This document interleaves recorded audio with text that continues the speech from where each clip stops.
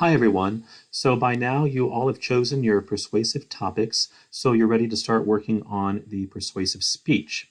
So I want to take a little bit of time just to go over the guidelines for that assignment, just to let you know what kind of things I'll be looking for and what you need to do for the guidelines. A lot of the guidelines are really similar to the other speeches that you've already done.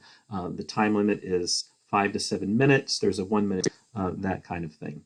But let's go on over just to the handout of instructions here of the guidelines. So the persuasive speech is going to have a particular structure to it. It's a speech of refutation, which means you have to take the topic that you've selected and you need to present both sides of whatever that issue is. All right. So you're going to present the opposing view or the one that you disagree with, and then explain why you disagree with it and why you think your position is the better position of the two. So just down here in the description, some things to look at. Why should my audience care about this issue? Can I prove through the use of testimony, statistics, and examples that my position addresses the issue or it's viable? Is it realistic? Is it believable? All right, so we'll get into that a little bit more when I show you the outline template and how the whole thing is structured. Again, just the general guidelines. Here's the time limit, like I just mentioned. Delivery. Try experimenting with some different delivery styles if you haven't already. If you've been using your laptop to record your speech, then maybe try something different. Try your camera while you're standing, in front of the room, or vice versa. All right. One major difference, though, in the guidelines here with the persuasive speech is that you are not required to have a visual aid.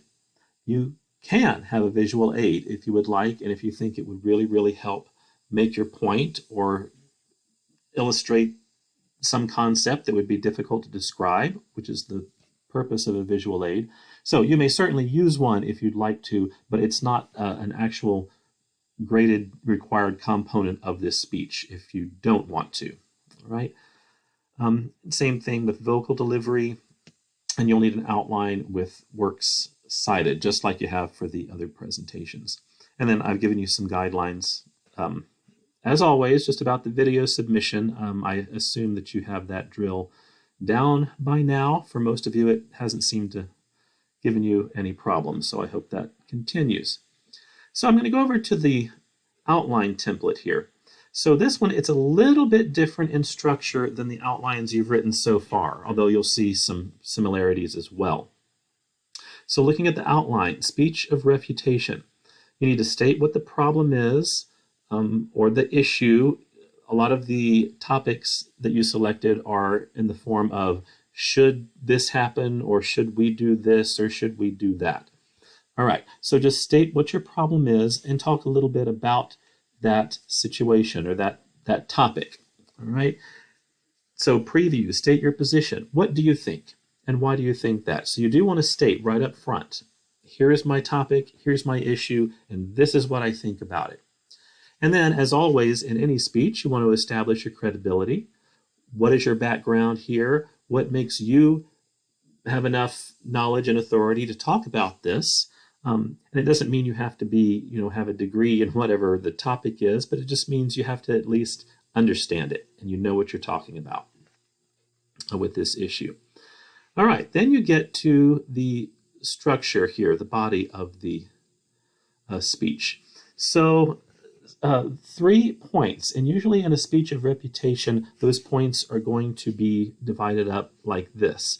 Your first main point is going to be to discuss the issue in more detail. In the introduction, you said, I'm going to talk about this, or should this happen, or should this not happen, and this is why I think so. This is my position. But here in the body is where you really get into the nuts and bolts of it. So discuss the issue, why it's a problem, any supporting material to help you describe that problem. All right, here's where the refutation part comes in. And that's on the second main point. You do need to describe what the opposing view is and why people who agree with that position, why they do. So what are some of their arguments? What are some of the arguments on the opposing side? So the purpose of a persuasive speech is not to just stand up there and, here's my point, and everybody else is wrong, all right? You need to explain what the other side is, first of all. Then you come back and explain why you think your position is the better one. And that's point 3. State your position and how and why your position is better at addressing the issue. So, for example, one of the topics that was on the topic list was, should animal testing be illegal? All right, so if I were speaking on that, my position would probably be, I'm against animal testing, all right? So I would have to explain what my position is, but then in the speech itself, even though I might really, really believe my position is right, I still need to explain why animal testing is done, what people say are the benefits of it, what comes out of it, all right? So you do need to talk about that other side. Then I can come back and counter those arguments, all right? If somebody says it's good or should be done, then I can come back and say, I don't think it's such a good thing, and here's why. So that's really the structure here in your body of your speech. So 3 main points: just discussing the issue itself generally, then discussing the opposing view, and then coming back and explaining why you think your view is the better one. Like always, in the conclusion, you want to summarize. And what I've got down here is a call for action. Okay, this doesn't have to be, the call for action does not have to specifically be how to stop the problem itself or how to stop animal testing, all right? But it should be at least some ideas about how that situation, animal testing or whatever it is, how that can be addressed to maybe stop it, or at least curb it a little bit. Whatever seems realistic. Like I said before, make sure that your solution is realistic, all right? Just as an outright ban realistic? Maybe. If that's what you think, argue that point. Absolutely. All right.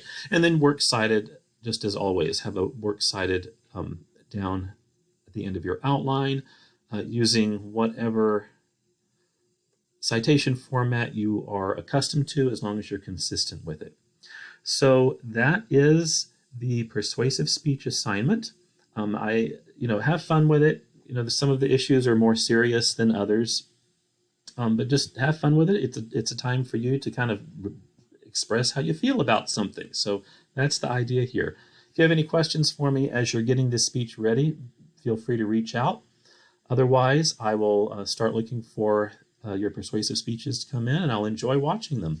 All right, well, have a good one. Take care, guys. Talk to you soon.